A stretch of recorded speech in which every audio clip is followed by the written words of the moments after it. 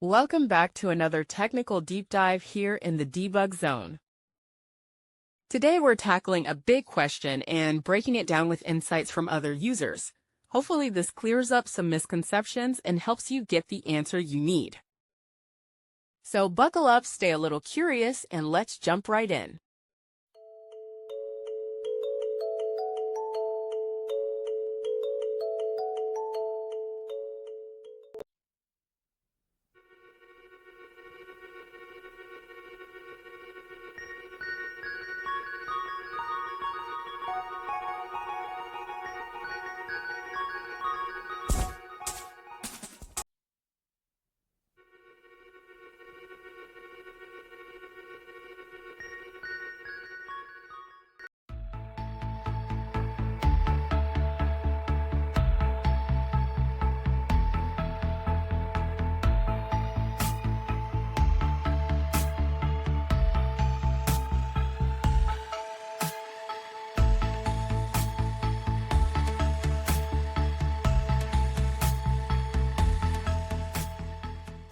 And that's a wrap.